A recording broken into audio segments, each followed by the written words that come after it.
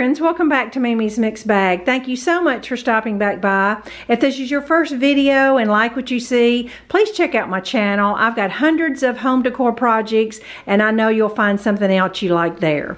Today I'm bringing you 3 spring decor projects and they are actually Kirkland spring decor dupes. I am a huge fan of Kirkland's decor. I've bought many things from them over the years and I love to see what's new in their collection every season. However, as a crafter, I can always find a few things that I can make way cheaper than what they're charging. And so I've got 3 things for you today, and so let's get started with number 1. I'm just going to show you on my phone the original item and then I'll do a side-by-side comparison at the end. But the first one is an Easter eggs world block tabletop sign. It's kind of a modern take on the Easter eggs, but pretty cute.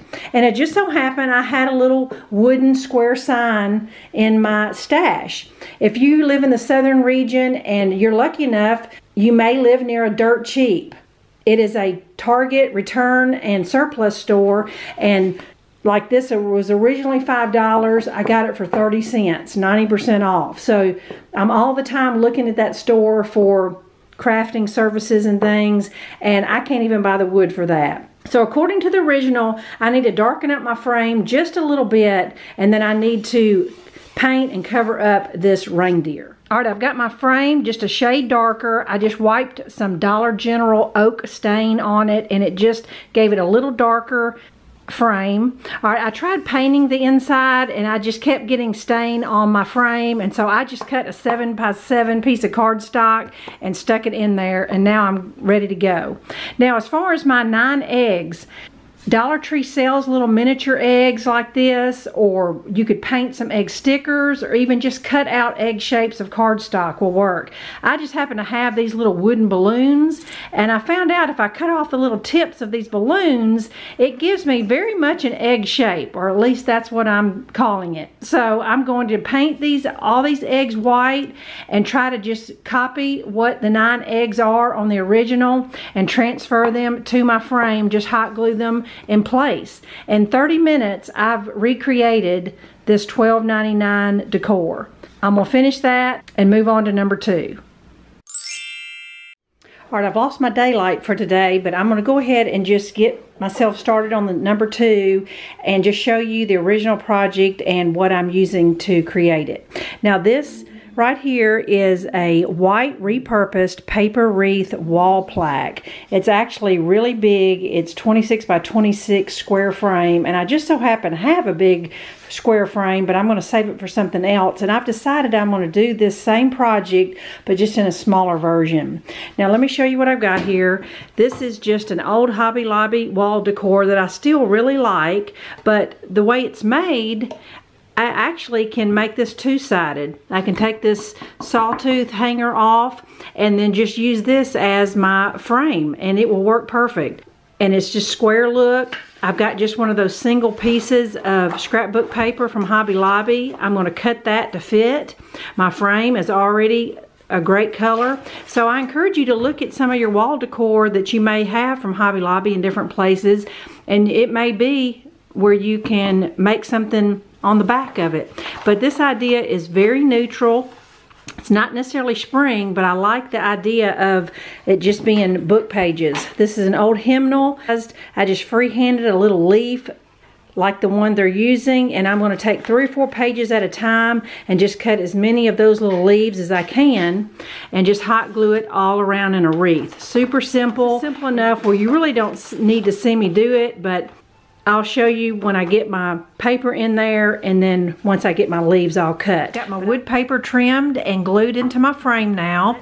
Now remember, you'll have to adjust your leaf just according to the size of your frame. My frame is 11 by 11. Now, in order to help me create a good circle and not end up looking oval, take a saucer or a pot lid or something, one that will fit proportionally into your frame, and I'm just going to do a light pencil mark. I'm actually starting a left and a right leaf, and then a center, a left and a right and a center, a left and a right and a center, and then that way they're laying on each other, and then I'm just going to turn it as I work, and then I'll eventually be all the way around. All right, it's the next morning, and I'm coming back to number 2 because I've decided that it's just not what I wanted. It looks fine and it looks very similar to the original. The problem is I cut my leaves too small, which made me have to use more leaves to finish the wreath, and it's just too many leaves compared to the original.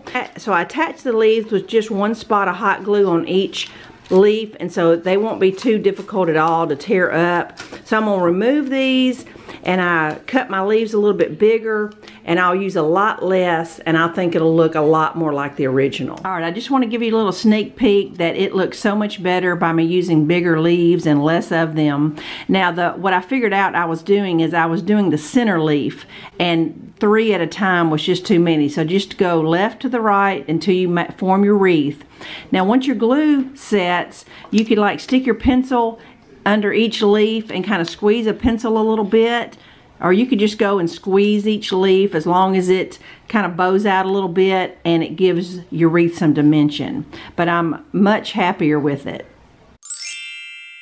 For the third DIY dupe, I'm going to recreate this lamb's ear and Easter egg centerpiece in a crate.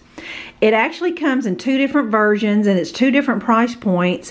The brown stained one is $69.99, and the whitewash box is $20 cheaper at $49.99. I think they're both really cute, but I can definitely make this for a fraction of the cost. Now, the one I'm going to recreate is the brown stained looking box. It's got 3 cylinder vases and some greenery, and you can find those exact type cylinder vases at the Dollar Tree, so a little over $3. You can get yourself 3 of those. I have some lamb's ear. I'm going to fill in with the little greenery I already have.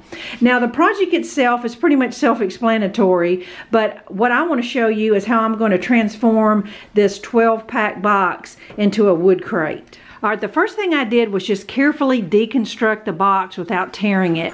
And I noticed that inside the box there's a few little glue spots, and then I'm going to flip this over and tape back up my little carrying handle hole.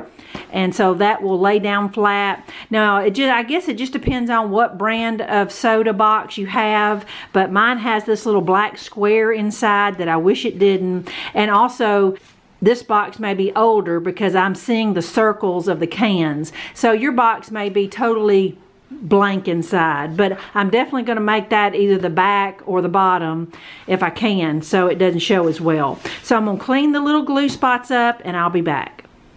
With my box laid out, I've got 4 sections here. You see that these 3 pieces right here are going to form the ends of my box. This one right here really doesn't affect the end of the box, so I'm going to cut that one off. So let me just tell you that where I taped up my handle and then that little black box that I didn't like is actually going to be the bottom of my box, so that's going to work out just perfect. So now I've got 3 colors of paint to make some wood grain look. I got a chocolate brown, a beige, and then a gray color. I don't think there's any right or wrong. I just know that I'm not going to use a sponge brush. I'm going to use like a little chip brush that has bristles. The bristles will give you that wood grain kind of look. I'm going to do some gray going up and down. I'm going to do some beige and some brown until all the colors blend and it just kind of gives me a wood grain look. All right, here are my 3 colors, and I'm not going to clean out my brush between colors. My goal is to get the 3 colors blended together. So I'm going to start with the dark color first. Make sure you get the ends of the box because that's going to be the end of your wood crate. So I'm going to keep going up and down until I get this box covered to my liking.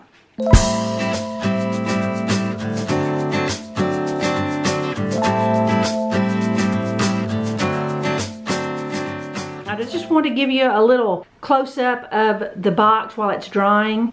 I wasn't looking for full coverage, and really the spottiness of it almost makes it look like it's hand-planed old barn wood or something like that. It really is turning out better than I imagined, but I think most of these boxes are constructed the same, and I failed to mention to cut this little end off of the opposite end as well, that little tab. So all you're going to have is 3 sections and then the 3 tabs to create the ends of your crate. All right, in the matter of about 10 minutes, that's how long it took for that paint to dry on that cardboard. So now I'm ready to hot glue the box together. I'm going to fold that one in. All right, I've got my crate glued together now, and my ends are glued together just like they came. Now, with this being kind of thin cardboard, I feel like I need to brace it just a little bit. I'm afraid that by the time I get everything in there, it wouldn't take much for this to bow out a little bit and look a little distorted. So I took that little section I cut off originally, and I'm going to just put some braces on the end and all 4 corners just to stabilize it a little bit so maybe it won't bow out. Now hopefully I'll have enough greenery and stuff to where the painting the inside is not necessary, but it wouldn't be a bad idea if you're afraid that's going to show. Now something the original didn't have that I really like this idea is to take a black Sharpie marker and put just like 3 dots right here. That would totally give it a wood crate look, and it would look like old nail heads. I filled in the empty space with some styrofoam just to keep the vases secure and to help hold the greenery.